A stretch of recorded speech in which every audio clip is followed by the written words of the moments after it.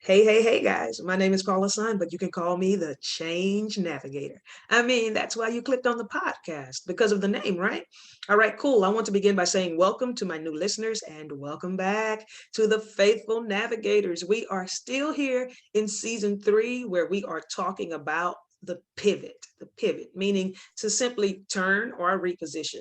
And before we get this interview started, I want to remind you guys that I wrote an ebook and it's called Pivot, 8 Keys to Reinventing Your Now. Just go on over to Amazon Kindle, type in my name, Paula Sun, or type in Pivot, 8 Keys to Reinventing Your Now, and purchase that book. It's only $5.99. I promise you, it will bless your life. It will help you in so many areas. So now, we have a very, very special guest on here with us today. It is a good friend of mine. We've been friends for probably almost 20 years.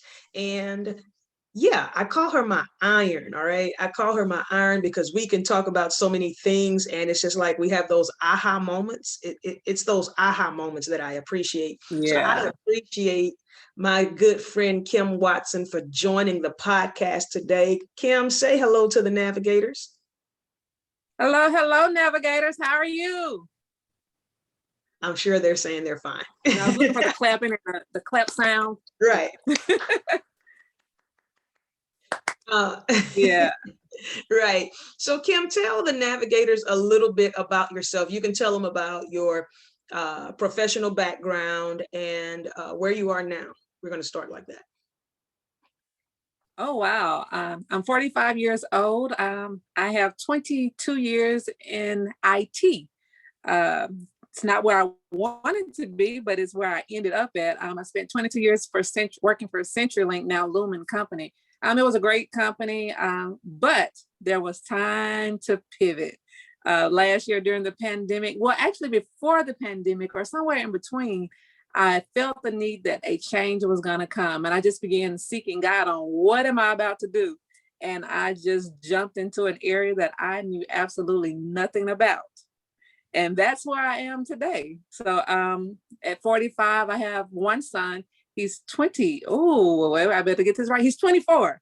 He's 24 years old. And as I often say, he's the best son ever. I live in Bastrop, Louisiana. So it's a small town, but there's some great things that come in small packages. That is awesome. Thank you for sharing that. Now, the pandemic caused so many changes and caused so many pivots. And before we go to where it landed you, tell us a little bit about the challenges you faced as far as some health challenges during the pandemic and how it impacted your family. Oh, wow. Well, during the pandemic, 13 of my family members, we all, as they said, got the Rona, but we were all infected with COVID. And it was a life-changing event. First it was just one person, then it was 2 people. And then I got sick and, it just started trickling down. And we actually went to a funeral. My brother-in-law passed. And we went to the funeral. We all wore a mask. We all did what the guidelines said do. But somehow, somewhere, someone got it and we just passed it to each other. We thought we were doing the right things. We knew we had to pay our respect. We still tried to do the social distancing, but something happened. And I often say, even in that, it was God. My mom passed away and I've been her caretaker for some years now. So that was a change in itself. So we go from working full time to taking care of my mom, and then all of us are sick. So I ended up in the hospital for probably about 8 days. I ended up in the hospital and 3 of my other family members, and my mom was one of them. So during the time we were all getting out, my mom was doing good in the hospital, and there came a change. And within that time, I think I got out of the hospital on a Tuesday. On the very next day, the hospital called me and told me that I needed to come in. And, I'm still sick. I'm still weak. Of course, they say I'm not contagious, but I needed to come in and make some decisions about my mom. So, that was right there. Like, wait a minute. Wow. This is not supposed to be happening. This is not the will of God. So I thought. But so my mom passed away in September. And it leads me to another area like Kim, what are you about to do now? Mm. What's next, Paula? How old was your mom when she passed away? My mom was 86. Okay. No, that's wrong. That's wrong. That's Please wrong. That is wrong. Yeah. She was 87. She was 87 when she passed away. She had lived a good life. It was 12. Paula, every time me and you talk on the air, or me and you talk, your friend always comes around. And so he heard your voice. Mm-hmm. We're going to have to put him out. But my mom was 87 years old. I have 11 sisters and brothers, a huge family. Uh-huh. So change was somehow a part of our lives ever since I can remember. It may have not been thought of as change, but it was change. Mm-hmm. We're going to welcome Ace to the podcast. Hey, he Ace. just sat right here. Hey, my friend Ace. Oh my goodness. Okay. I guess he just wanted you to speak to him. Right. It's okay. So that's amazing. And she did live a long life. I always had this joke with you in reference to your mom. Your mom was the only person who could still reference me as Paula Caldwell, because that's how she initially met me. So whenever I would call the house and you weren't there, I would be like, just tell her Paula Caldwell called, because she knows who Paula Caldwell is. I didn't want to put too much and say Paula's son, because yeah. So anyway, when Medea passed away, I said, nobody else. That was it. That was it. Even though I had already changed my name, once she passed away, it was official. Nobody else called me Paula. Yeah, it was not going to happen, because she didn't just call you Paula. It was Paula Caldwell. Right. I was like, okay, this calls about her whole name. But yeah, and even that was a difficult era, taking care of my mom before she got COVID. Just being the caregiver, her going through the different stages of life, me becoming the parent, her becoming the child. It was very stressful. So there were some different things that I had to learn. I had to, figure out how to work through. There were some very frustrating moments. And I think during that time, I actually became more appreciative of people in that healthcare field that had to take care of someone else's parent or someone else's child, because I guess I never thought about that I would have to one day take care of my mom. Mm-hmm. But it can be a struggle, especially if you're totally new into this. Yeah, I think that's actually a discussion that we may need to put a pin in and have a whole nother discussion about, when people become caretakers for their loved ones, specifically their parents. It's a lot that goes into it that, you may not think about or may not consider. So I may have to revisit that conversation with you and bring you back on to just specifically talk about that. So, all right, last year happened. You transitioned from your job of 20, you say 21, 22 years? 22 years. 22 years. So you did somewhat of an early retirement, or? Yeah, it was an early retirement. And actually in January of last year, before I even retired from CenturyLink, I'd actually prayed and I wrote down some things on my card. God, what do you want from me? And, am I supposed to take a new position? God, this is never what I wanted, because I went to school for journalism. I wanted to be the eye that tells the story and the pen that writes the story. I just wanted to be that person giving out the information. I don't know if I wanted to be the Oprah Winfrey or, CNN reporter reporting live over from Baghdad or something. Maybe not while bombs are flying, but, that's what I always wanted to do. So, I'm like, God, I'm at a point where I can do whatever it is in life that I want to do. My son is grown. He's doing great. I don't have any other children. I'm not married. I can do whatever. So, I write this down. I said, God, if they give me an extra bonus, then I know it's you and I'll leave. And so before that time came, I remember just getting prophecies after prophecies that doors were going to open, and the places that where I was, it was coming to an end. And I'm like, okay, God, I hear you. So I got an email from work, and they told me that due to COVID, that there was an opportunity for some to retire early and receive an extra bonus if they chose to do this. And I was like, yes, this is God. Well, I retired June 19. I often say that is Freedom Day. We know why that's Freedom Day, because it's Juneteenth Day. And I was like, yes. And I walked out of the building and everything was great. I felt free. It was like, there was no feeling like that. I was like, I didn't even know I was in bondage there. Like, I enjoyed my job. I enjoyed the people. But when I walked out of there, there was like this stress that was lifted from over me. And I was like, well, I can go and do whatever it is now. And then the pandemic shut the world down. And I'm like, what's next? What can I do now? And so at that point, I don't know if you remember, I started doing a focus group. Yeah. Oh, yeah. Well, we may have to go back some. I started doing a focus group, just trying to help other people try to figure out what in life it is that they want to do. Because sometimes we can take some positions and we can do some things because we have a family. And we have to make ends meet, and we have to provide the bread, the butter, and the cereal. So here I am, I'm helping other people, and I'm like, okay, this is it. And then the George Floyd thing happened, and Black Lives Matter. It just seemed like everything was going wrong, and deaths were happening. When I tell you, we experienced so much death around us that me personally, it just became almost depressing. Yeah. And at that moment, I just gave up. I was like, what is it? What am I supposed to do? I don't know. And at this point, I don't even want to do anything. I just want to lay in my room. Yeah. You can deal with depression on another day too. Right. So that's where I started from. Just after George Floyd, I wanted to go and I wanted to put my militant black on and just march down the street with my sign saying, Black Lives Matter, Right. But and actually, I bought my ticket to go to DC to be a part of the movement. And that's when I ended up in the hospital. Wow. Yeah.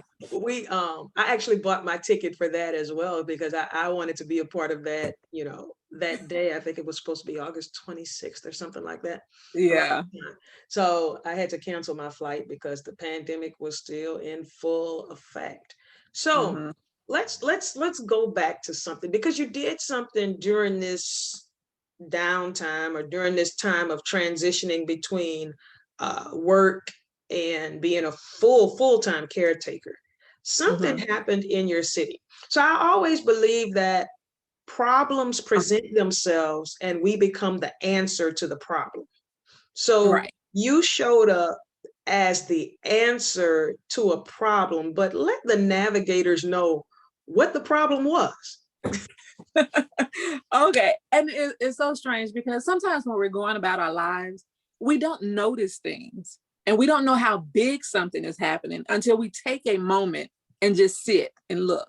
And so after I retired from my job, I began to ride around our city, and there's trash everywhere. Now, do be reminded that I had trash at my house.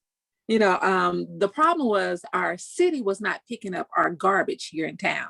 So it had been, for some people, it had been 2 months. Some people it had been, 4 weeks. Some people, Wait a minute. You mean they hadn't had their trash picked up in 2 months? 2 months. There was no garbage truck coming down the road. Wow. Nobody disposing trash. I have pictures where garbage is piled up by the street signs all down the road. You couldn't even pass down the street because garbage was in the street or the ditches. So it was just that bad. But I had not noticed that because I was in a place where I was going to work 8 to 5. And, I knew hours we were keeping it, in an area, but I did not know why the trash was not being picked up. I did not know it was everybody's trash that was not being picked up. And so once I got off, I was not working anymore. I was able to ride around town. I had some extra time. So I'm able to ride around town and see actually how bad the situation is.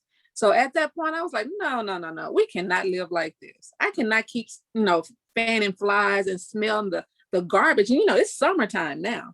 So there is a pandemic. Summertime and a pandemic. Wow. Who would think this?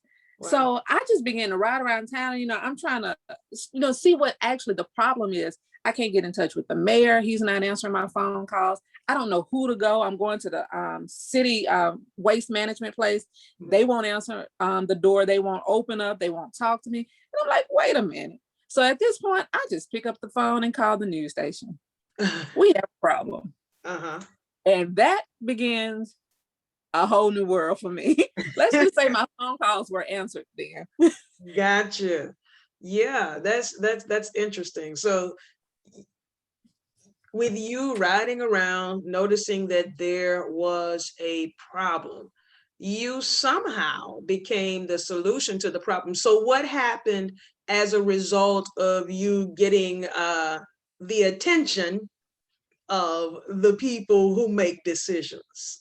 Let me tell you this story. Social media, it will make you or break you. You can go viral or you just won't even get one like. Mhm. So one day it was hot, I was sweating, and I rode to the mayor's office and his car was not at work. So I just went live right in his parking spot. And I'm like, where's the mayor? I'm trying to contact him. I don't understand what's going on with our trash. Our trash needs to be picked up. I have an 87-year-old mother at the house. And I'm giving all the bad. Mhm. As bad as I made it sound, it was even worse for other people. Wow. So that was my attention getter for him, because people from everywhere started contacting and chiming in. People that used to live here, and they were like, wait a minute, my mom is living like this? Nobody's picking up the trash. So I began to get attention from everyone. So at that point, they started having meetings. The mayor started contacting me. The police jury started contacting me. So at this point, I began to see how the city worked. Mhm. So it wasn't the mayor's problem. It was the police jury problem. Okay. But at the same time, we're all in the same city and nobody cares. Mm. So I started forming teams to go through the neighborhood to pick up trash. I'm a nobody, right? And I put a call out there. It was like, I need people with trailers and trucks. We got trash to pick up and take to the city dump. So I do all of this, and people will have teenagers. I have some elderly people riding around in trucks, people that work for the city, took their Saturday off to come help us go pick up around the city and pick up trash. So we go down and take the trash, get there, we're dumping stuff, and they tell us, okay, you can't take any more trash here. You can't bring any more trash. What? What? So we're doing a free service. It's not costing the city anything, but now you're telling me we can't do it. And so they pretty much stopped us from bringing trash. They called the police on me, told them that I was jumping the fence, trying to put trash in a trash can. The most ridiculous story I've ever heard. Why am I jumping the fence to put trash in the trash can? Yeah. Anyway, but that opened the door for me to be the voice in the community. Okay. I wasn't asking to be the voice of the community. I just wanted the trash picked up. I was sick of the trash. Uh-huh. I became the voice of the community. People from all over the city just began calling me, inboxing me, trying to figure out how can I get my trash picked up. So I started working with the police jury and the city, just trying to figure out what can happen. Now, I did not have a major part in them taking a contract out with Waste Management, but I was the voice for the city. So I was at the meeting, I was on the phone, I was on Zoom, and that opened an opportunity and a door to run for mayor of the city. And that's how you pivoted from corporate America to community service. Community service, community activism. So let's talk about this pivot from, hey, I'm just walking out of the work, my job, I'm free, woohoo, I'm free, yes. Yay, and then, whoa, we got some trash, whoa, we got a problem. Okay, let's get together, let's solve this problem. All right, now I pivot. So tell us about that pivot. Well, that pivot was not something I was looking for, because I said all I wanted was the trash to be picked up. So during the pandemic, different organizations were feeding people because unemployment, was skyrocketing. So I started working with some different organizations, passing out food and passing out. So not only am I the voice for the city now. You started working or volunteering? Volunteering. Okay. Thank you. I was volunteering with different organizations, just doing different things. And don't forget, we had storms to come through Louisiana also. So I'm volunteering on some different places and people are seeing me. So I'm no longer just a voice, but I'm becoming the face. And it was like, hey, Mayor. And I'm like, I don't know who they're talking to, but hey, I'm Kim. I'm just the trash lady. Uh-huh. So I began to pivot from being free and getting ready to travel the world and do absolutely nothing for a little while, into being the voice, to being the spokesperson for people in the city to try to bring about a change. Okay. And so then you put your name in the hat for mayor. So Yeah. let's talk about that, because I know, and the Navigators may not know, but you did not win. I did not win. But tell us about the campaign, and tell me about, some things that you learned during that process. Oh, wow.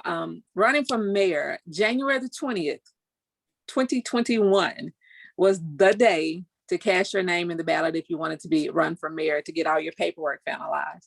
And I think I prayed all that week. I, went after some counsel. I was like, somebody has to advise me, because, people can tell you one thing and then they won't be there when you do it. So I had all these people, coming by my house, calling me, from preachers to business people, telling me, we need you to run for this mayor. And I'm like, I know absolutely nothing about running for mayor. It was like, but you were able to make some changes. And if you were able to get this done, we believe that you can do this. And I'm like, no, I don't know anything about this. And so, I just began to study. I just began to look at some different information about mayor and what it takes. And one thing I found out that a lot of people may not know, here in the state of Louisiana, you only have to be 18 years old to run for mayor. You don't have to have a degree. You don't have to have a family. You don't have to have any business certifications. Just be 18. Experience, nothing. No experience. No. You can run the whole city and have no experience. Kind of like our former commander-in-chief. Yeah. Okay. All right. Yeah. Okay. Enough of that. Right. So, yeah. So it was a learning experience. And I found myself, I jumped into, I just took that leap. Sometimes I remember when I first went zip lining, and that was the scariest thing for me. I'm like, all the way up, I'm like, I'm not doing this. I'm not doing this. No, I'm not jumping. I was so afraid. And I got to the top, they buckled me in, they, locked me in. I'm still screaming, let me out of here. Take me down. I'm not doing this. And that's how running for mayor was. I got to the place, was like, I'm not doing this. I'm not doing this. And then I finally decided to jump. And when I jumped, it was just smooth sailing. It was like, I belong there. Like, you can do this. And so I went from there. I learned how to deal with have hard conversations. Sometimes we think, just because we like to talk and we can have conversations, we may not know how to have hard conversations. And so running for mayor taught me how to have hard conversations. I also learned a lot about the city, a lot about. Hold on, let me interject right here. So having those hard conversations, so because you grew up as a church girl per se, and a lot of the things you've done have been in church, we didn't get that, how to have hard conversations in church. It's more of the, be humble, be quiet, and, try to keep the peace, right? But we are the peacemakers. Yeah, we are the peacemakers, right? So I'm sure that, and women are to be not hurt. Oh yeah. Right. Yeah. So I'm sure that stretched you out of your comfort zone in, some areas. And right. And I'm sorry to interrupt, but go ahead, keep going. Some other things you learned. Well, one of the things as you talk about being raised in the church, now I will give my church the church that I grew up in, a big hand clap, because they taught me how, as a child, we had to stand before people. We grew up in the Sunshiners, reading scriptures and, getting up doing 3 to 5 minute messages, as a young child. So when I got to the place where I am, to stand before the crowds, to speak to business people, to speak to other politicians, to speak to people that that would have to vote, it was, it wasn't a hard task, because I had felt that. So I do think there were a lot of things that we were trained to do there. Mhm. And so it just rolled over that it was just natural for me. Okay. All right. So you did your campaign and you didn't have the result you expected, right? So you expected to win because you had all of these people saying, "I got you. I'm gonna back you, Kim. I'm gonna Yes. vote for you. I got you." And so you're having all of these good feelings. You feel like you're building momentum. You're ready to take this race. You're ready to change Bastrop's story. You know what I'm saying? You ready? Yes, that was my thing. Yeah, you're ready to do some things, and then Because the people had my back. right. That's what they Mhm. said. They said they had your back. So then the night of the election, the numbers don't show what was being said. Oh, the numbers were horrible. So let's talk about that experience, that moment, and then yeah, let's talk about that for a second, and then I'll ask the next question. Well, one of the things, there were 9 people running for mayor. 9 people, and that's an awful lot of people. But you know, you look at it and say, you know, there's a lot of people that want to see change to come in a city. So we have 9 people running for mayor, and there's 10,000, between 10 and 11,000 people that live in the city, not the parish, but the city. Okay. And so out of those 10 to 11,000 people, there are 8,700 registered voters. And only out of that 8,700 people, about 1,800 people voted. 1,800 people showed up to vote. Wow, we have a problem. We have a problem. And I'm thinking, wait a minute, what about those people that told me they were going to vote? Wait a minute, where are the people at? The people did not come to vote. They did not get out. I went by some of the apartments. They were not coming. They were like, "Oh, we changed our mind. We don't want to vote." And that was the next one was, "Well, I'll go vote later." Later never came. Wow. Or you go out there and tell them, I'm here to pick you up to take you to vote. No, I'll find another ride. Wow. So there were so many excuses. And when we think about people that need help the most, these are the people that refuse to come vote. These are the people that flooded, not just once, but twice last year.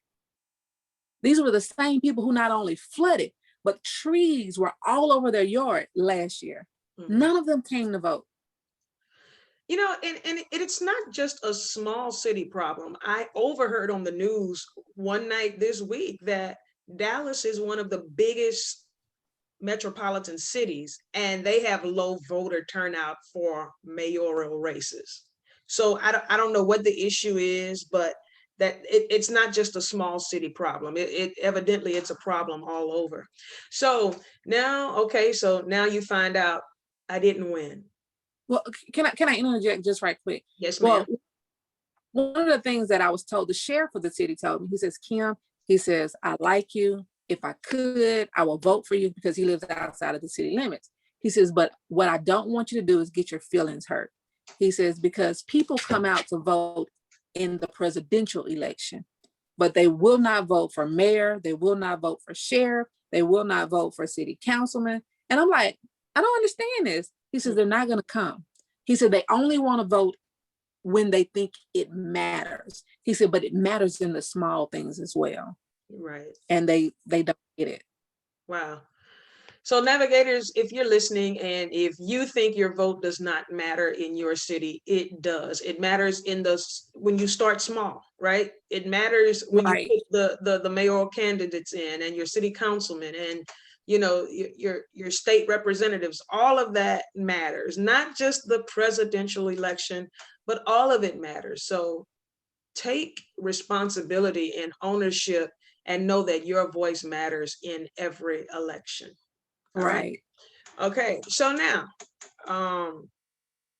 you at the end of the night, you realize you didn't win. So then I don't look at losses as losses unless you do nothing about it, right? But I look at it as another L, a learning experience for maybe somewhere else you can apply it in your life. So after you realized, okay, I fell short of what my goal was and what my intention was, what's next? What's your next pivot? What's the next thing that you plan on doing or that you have in the works somewhere? Well, one of the things, I went back and I looked at my journal from last year. I like to journal, write things down because we might forget some. I'm getting a little older now. We're middle-aged now. Oh, don't say that. I know it. I had that rough reality earlier this week. I was like, oh, it just punched me in the chest when I realized I am middle-aged. Oh, I've never thought about that. Yeah. Oh, okay. Well, middle-aged people need to write things down.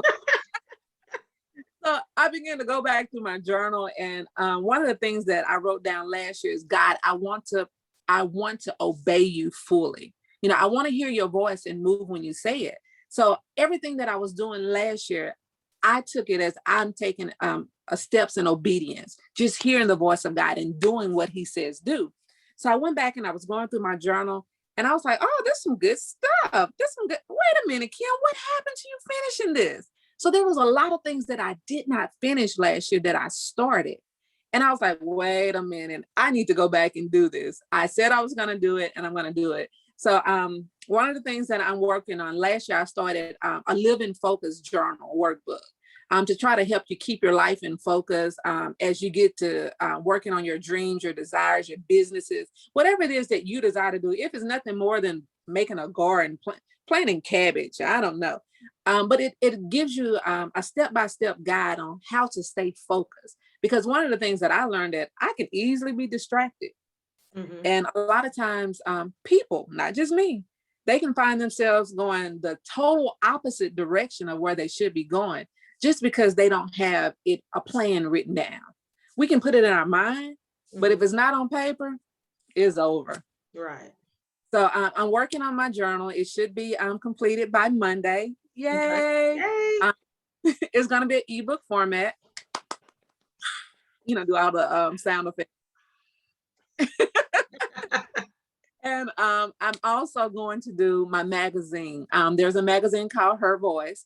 It's stories about women that have pivoted, okay, that have made changes in their life. They started in one place, whether they've gone through divorce, whether they've gone through just a change in life. Mm-hmm. I want to showcase them, because a lot of times there are a lot of great stories that are hidden and nobody ever hears them. We hear about the Michelle Obamas, and I do love Michelle. We're not going to talk about the first lady, but we hear about those stories that are on the microphone. But what about the ones that are every day making it happen? The small business owners, the one who started her own organization to help young girls.